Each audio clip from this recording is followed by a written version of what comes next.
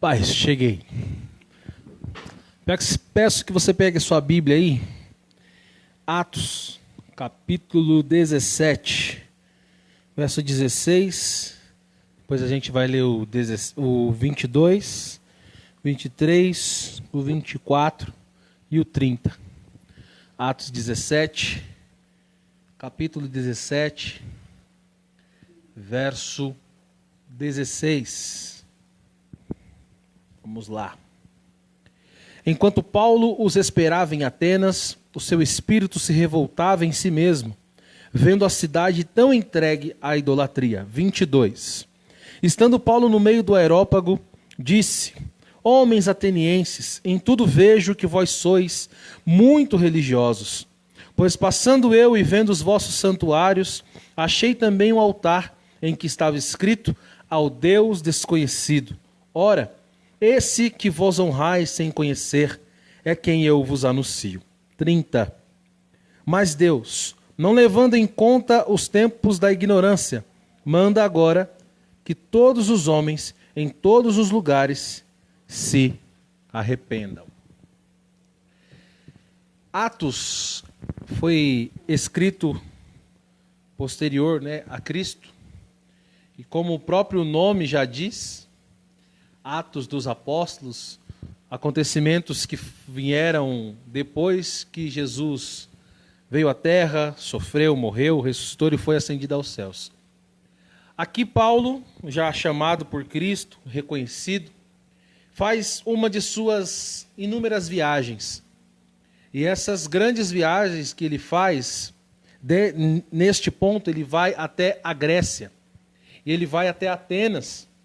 Chegando lá, ele começa a ver que existia ali um grande panteão de deuses. Eles adoravam a muitos deuses.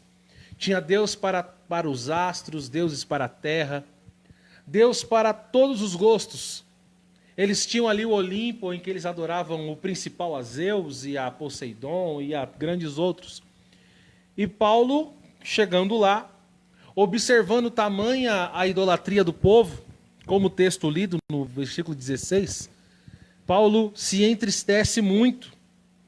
Algumas traduções dizem que Paulo se perturba, porque ele começa a perceber que estava no meio de um povo completamente idólatra. Um povo que adorava muitos deuses.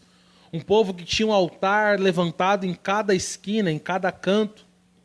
E Paulo então começa a pregar e a disputar com eles em sinagogas, como diz a Bíblia, apresentando a Jesus e a ressurreição de Jesus, a morte e a ressurreição de Jesus. E os ensinos de Paulo começam a alcançar muitas pessoas. As pessoas começam a ficar preocupadas: quem é este homem? O que ele diz, o que ele fala, o que ele prega? E alguns desses que frequentavam ali os templos, alguns dos homens, dos filósofos da época, vão até onde Paulo está, questiona ele, briga com ele, e leva-o até um lugar onde existem muitos deuses, aonde os sábios, os filósofos ficavam, aonde os líderes daquela nação, aonde os líderes daquele lugar, da Grécia, de Atenas, ficavam. Os grandes pensadores, os grandes filósofos, os que defendiam a tese de adoração a vários deuses ficavam. E ali Paulo chega. E Paulo estando ali, eles começam a perguntar a Paulo: o que você está ensinando? Que evangelho, que mensagem é essa que você está dizendo aí? E qual é o Deus que você está pregando? Porque nós não conhecemos esse Deus. Nós não acreditamos na ressurreição como você prega, como você diz, na ressurreição como você fala. Nós não conhecemos esse tipo de Deus. Nós temos aqui muitos deuses, mas não é esse que você está ensinando. Por acaso você está tentando perverter o nosso povo, desviá-los da adoração a esse nosso Deus? E Paulo então, observando em volta o tanto de altares que tinham construído, o tanto de imagens que tinham, Paulo, observando, se dirige a eles e diz: olha, homens, eu percebo que vocês têm um coração muito voltado à adoração, mas não é uma adoração única, não é uma adoração centrada em um só Deus. É uma adoração que consegue se debruçar em vários altares para vários deuses. Inclusive, o vosso coração é tão destinado assim à adoração, que vocês têm um altar ali a um Deus desconhecido. Vocês construíram um altar a um Deus que vocês não conhecem, e a esse Deus vocês adoram. Então vocês são devotos demais, devotos a vários deuses. O seu coração, o coração de vocês, varões atenienses, é um coração que está voltado à inúmera adoração e a vários deuses.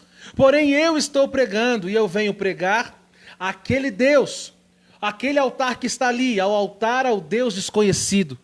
Esse Deus que vocês adoram sem saber, esse Deus que vocês adoram sem conhecer, esse Deus que vocês prestam cultos e homenagens e sacrifícios, sem ao menos saber o seu nome, é sobre esse Deus que eu venho pregar. E o primeiro contato com o texto, a gente não consegue entender muito bem como que se deu esse altar ao Deus desconhecido. Como que eles levantam um altar a um Deus que eles não conhecem? A lógica vai dizer, se não conhece, logo não se pode levantar um altar. Se não se tem conhecimento de que existe uma divindade, um Deus, como que se levanta um altar a ele? A história vai contar que em um determinado tempo, no ano 600 antes de Cristo, ocorreu ali na Grécia uma grande peste, uma grande mortandade, tanto de animais quanto de seres humanos. E começou a morrer muitos e muitos e muitos diariamente. E cada dia que passava, aumentava ainda mais o número de mortos. Qualquer semelhança com a nossa realidade é mera coincidência. Começam a morrer muitas pessoas. E eles, como eram um povo muito idólatra, um povo muito voltado à adoração, eles começam a oferecer sacrifícios a todos os deuses que eles conheciam. Eles ofereciam sacrifício de manhã, sacrifício à tarde, sacrifício à noite, pedindo para que eles ficassem livres daquele mal, livres daquela peste, livres daquela tremenda mortandade que aconteceu com eles. E eles começam a sacrificar, porém o número de mortos aumentava cada dia mais. O número de mortos não diminuía, não havia melhoras, não existia melhoras, não existia resultado na sua adoração. Parecia que quanto mais eles clamavam aos seus deuses, quanto mais eles ofereciam sacrifícios, menos eles conseguiam resultado. Então, em uma reunião com seus filósofos e sábios, alguém diz, olha, eu ouvi dizer que tem um homem que conhece de muitos deuses. Este homem ele é um sábio, há de ser que se nós trouxéssemos ele aqui, com certeza ele iria falar para nós qual é o problema, qual é a divindade que está nos castigando, ou em que ponto nós estamos errando. Então mandam buscar esse nome, esse grande sábio. O nome deste sábio é Epimênides. Este sábio, ele vem e ele adora apenas um Deus. Quando perguntam para Epimênides qual é o Deus, quais são os deuses que você adora, Epimênides diz, não, na verdade eu não adoro a deuses, eu adoro simplesmente a um Deus. Eu não tenho esse panteão que vocês têm, eu não tenho esse grande número de ídolos, de imagens, não, eu adoro apenas a um Deus. Então eles chegando e conversando com Epimênides, então o que nós devemos fazer? Epimênides diz, olha, é o seguinte, vocês com certeza estão desagradando a uma divindade. E ao julgar pelo que vocês me disseram, que vocês já ofereceram sacrifício a todos os outros deuses que vocês têm aqui, e nada se resolveu, este Deus está irado com vocês. E essa mortandade, e esta praga, e esta grande doença que tem levado muitas pessoas, não vai cessar enquanto você não oferecer sacrifício a um Deus que está irado com vocês. Então eles perguntam como devem fazer. Epimênides pede um jardim muito lindo, um gramado muito verde, e ele pede um grande número de ovelhas. E ele faz um pedido que essas ovelhas fiquem sem comer durante 2 dias, para que no 3º dia ele possa ir e levantar altares a um Deus. E a ordenança dele era, nós vamos deixar essas ovelhas com fome 2 dias. No 3º dia nós vamos levar elas até esse jardim gramado, bonito, lindo.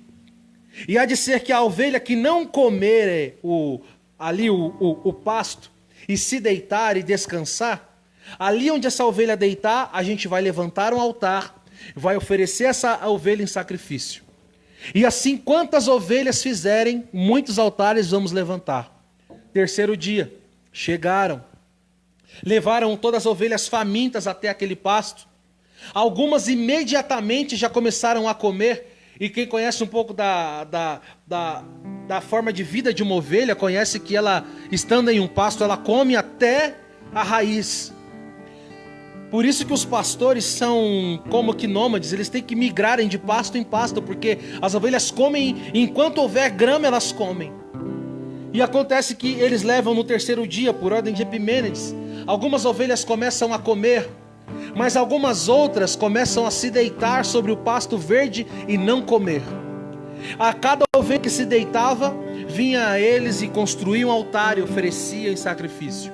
A cada ovelha que ia e não atacava ali o pasto, deitava e descansava, eles então erguiam um altar e ofereciam sacrifício. E assim fizeram. E resumindo a história, quando fizeram estes sacrifícios, esses seguidos sacrifícios, encerrou-se ali a mortandade. Há de ser que eles agradaram uma divindade mesmo sem saber. Mas eu e você sabemos que lá no Salmo está escrito que quando o salmista escreve falando que ele é uma ovelha, ele diz que ele faz-me deitar e descansar em pastos verdejantes. Só existe um Deus capaz de fazer uma ovelha descansar em meio a um pasto verdejante. Só existe um Deus que é capaz de fazer a ovelha, mesmo faminta, descansar e deitar em um pasto vasto para que ele possa comer. Então nós conhecemos que esse Deus ao qual eles ofereceram um sacrifício é o único Deus, o Deus dos deuses, o Deus que coordena todas as coisas. E então eles construíram um altar a um Deus desconhecido, o Deus que cessou a praga, o Deus que cessou completamente a mortandade. Um Deus que mesmo sem ser chamado pelo nome, não era vaidoso ao ponto de querer que seu nome fosse proclamado, mas atendeu ao sacrifício e parou com a mortandade. E Paulo chega e começa a pregar dizendo: eu venho pregar a esse Deus desconhecido, ao Deus que cessou a praga e a vida de muitos foi poupada. Eu venho pregar a esse Deus que vocês adoram sem conhecer. Eu venho pregar a esse Deus que vocês adoram sem saber o nome. Eu venho pregar sobre esse Deus que vocês pregam, que vocês oferecem sacrifícios, que vocês fizeram até um altar para ele sem saber o nome. Só que existe uma diferença: vocês o adoram na ignorância de não saber quem ele é, mas eu adoro sabendo exatamente quem ele é. Eu adoro sabendo qual é o nome dele. Eu adoro sabendo qual é o poder que ele tem. Eu adoro sabendo como ele veio, como ele faz, como ele age. Eu adoro a ele de um jeito que vocês não conhecem. Vocês adoram ao desconhecido, eu adoro ao mesmo Deus que vocês adoram sem conhecer. Mas a minha diferença é que eu conheço quem ele é e o que ele faz. E o último versículo que eu li, Paulo diz: o Deus que não leva em conta o tempo da ignorância, agora clama a todos dizendo: arrependei-vos. Eles ergueram altares e ofereceram sacrifícios a deuses que não conheciam, a um Deus que eles não conheciam. Eles ofereceram sacrifícios, foram devotos a um Deus que não sabia o nome. E Paulo vem pregando dizendo: eu cultuo esse Deus, mas eu sei o nome. Eu cultuo a esse Deus e eu sei quem ele é. E eu aplico para você no tempo de hoje. Nós vivemos num país que tem na sua grande maioria católicos.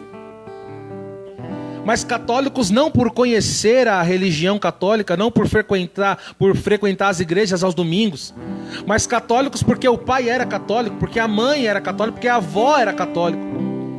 Se você entrar em qualquer bar aqui e perguntar quantos aqui são católicos, se 100% deles não levantaram a mão, então as pessoas se declaram católicas. Não, eu sou católico, mas quantas vezes você vai à igreja no mês? Ah, esse mês eu não consegui ir. Eu sou católico, mas eu sou um católico não praticante.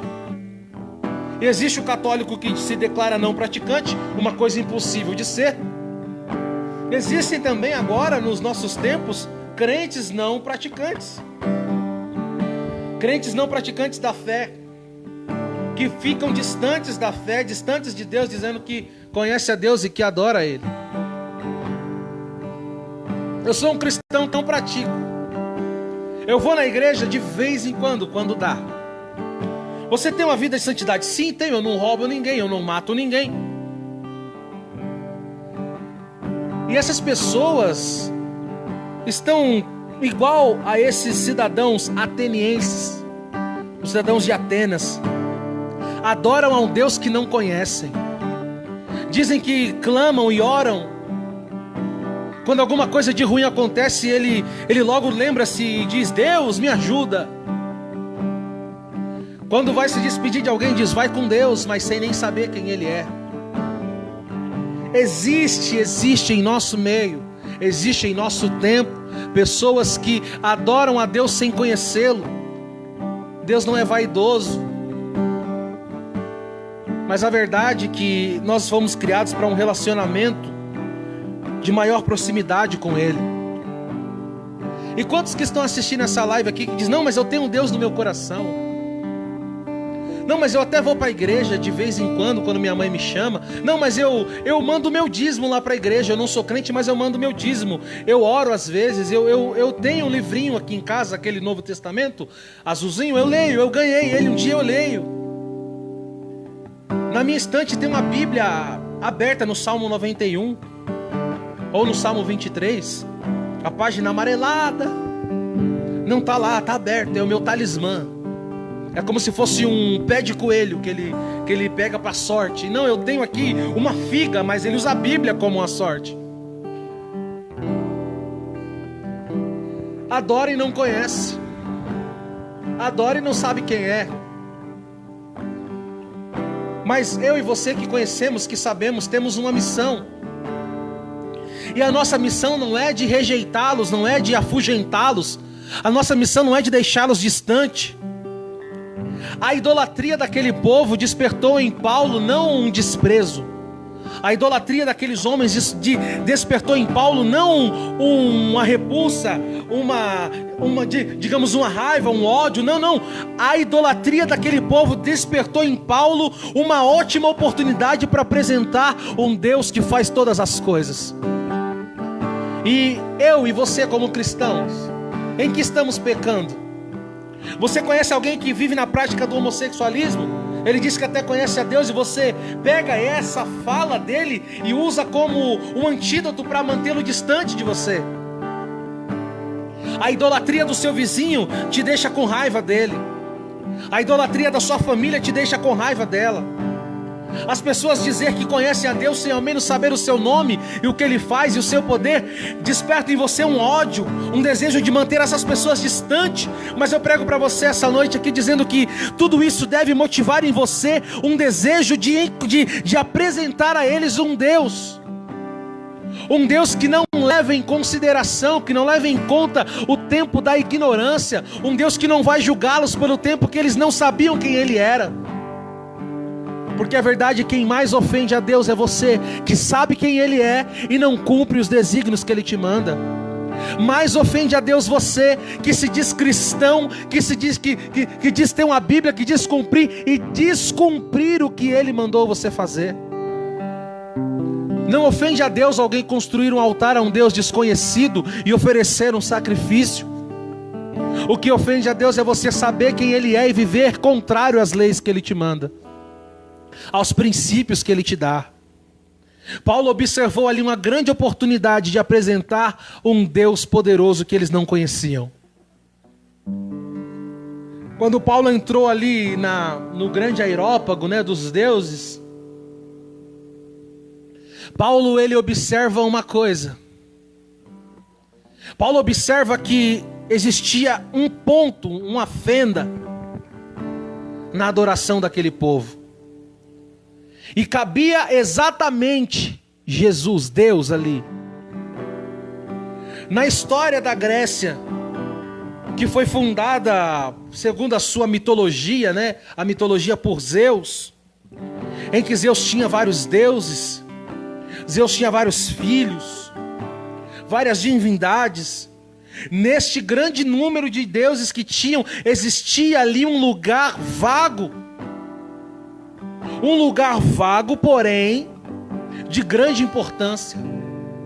Porque o lugar ao Deus desconhecido, por mais que eles não conhecessem ao Deus do qual eles ofereceram o sacrifício, o relato passou de pai para filho. Seja você contextual comigo e atual. As crianças que vão nascer daqui 5, 6, 7 anos serão informadas por livros, por relatos do que estamos vivendo hoje. Daqui a 20, 30, 40 anos, a outra geração vai saber que existiu um tempo que teve uma pandemia e que aconteceu tais coisas, que ficamos trancados em nossas casas. Os relatos passam, a história alcança outras pessoas. E mesmo sem conhecer ao Deus desconhecido, elas sabiam que foi feito um sacrifício a um Deus que ninguém sabia o nome, e que esse sacrifício foi o único que trouxe resultados. Que todos os outros deuses que existiam na Grécia, nenhum daqueles outros deuses resolveu o problema. Como diz Salmo 115, ele tem olho, mas não vê, tem boca, mas não fala, tem ouvido, mas não ouve, tem pés e não andam, tem mãos, não apalpam. Eles são figuras, mas não podem fazer nada. E o texto bíblico vai além ainda, dizendo que tornam-se semelhantes a eles todos os que o adoram. A história vai contar que existia um tempo, olha, o menininho grego nascia, o pai já começava a contar, olha, teve um tempo em que teve uma grande mortandade, que morreu muita gente, e a gente ofereceu sacrifício. Tá vendo, filho? Todos aqueles deuses que tem ali, todos aqueles deuses, aquelas estátuas, aqueles altares, todos, nenhum deles resolveu o nosso problema. Só um que a gente não sabia nem o nome, que está escrito ali: ao Deus desconhecido. Esse Deus que nós não conhecemos, esse Deus que nós não sabemos o nome, foi quem resolveu o nosso problema. Nenhum dos outros deuses fez alguma coisa, só esse que não conhecíamos. E chegou um tempo da história que Paulo chegou e apresentou a eles o nome do Deus que eles não conheciam e adoravam sem saber. Paulo chega e apresenta o Eu Sou. Paulo apresenta aquele que disse para Moisés: Moisés, quando você chegar lá, você diga que o Eu Sou te enviou.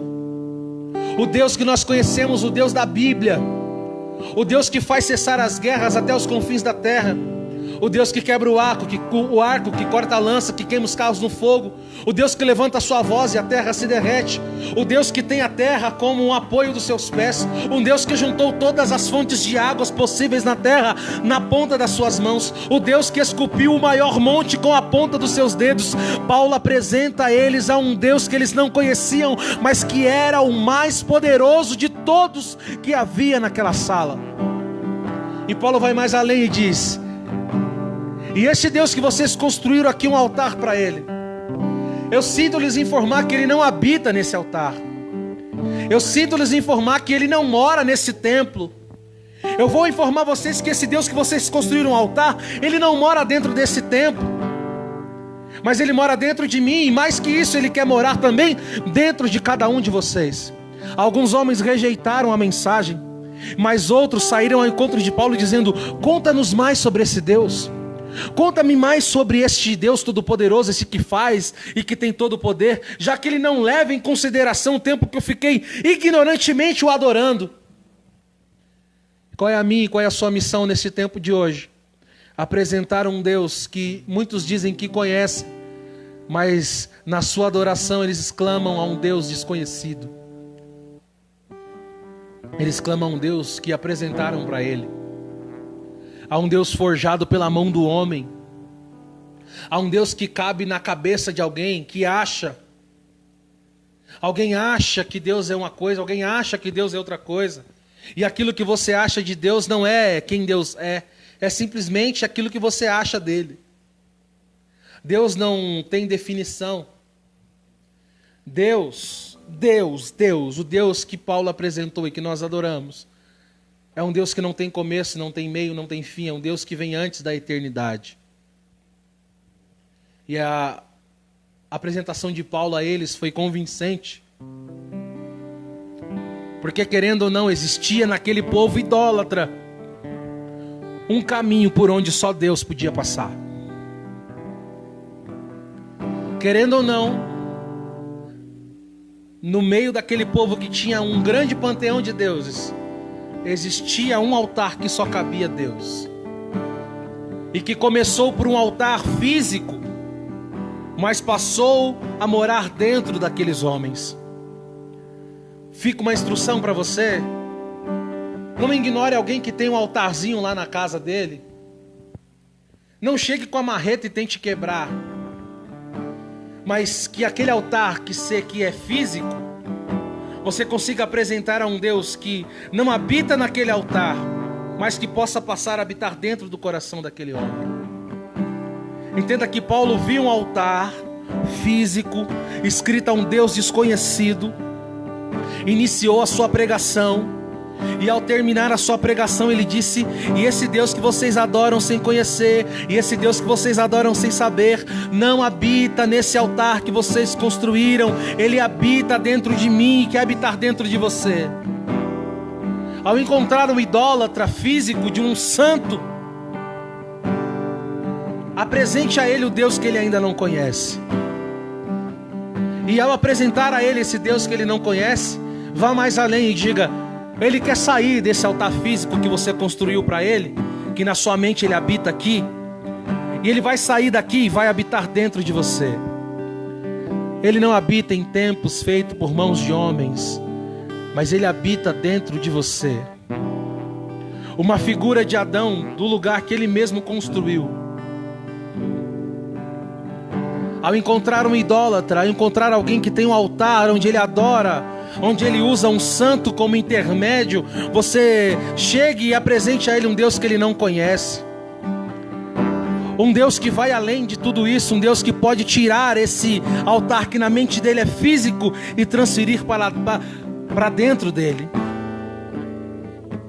Nós possamos apresentar a Deus, o Deus desconhecido, a cada um que tem procurado ele no lugar errado. Alguém que procura Deus no centro espírita, alguém que procura Deus num Umbanda, num Quimbanda, alguém que procura Deus na igreja católica, adorando um santo, alguém que busca Deus em vários outros lugares, buscando a quem eles não conhecem. Você e eu que temos o privilégio de conhecê-lo, possamos apresentar a ele, mesmo que no coração dele esteja escrito agnostotel, ao Deus desconhecido, que nós possamos apresentar a ele um Deus conhecido que faz todas as coisas.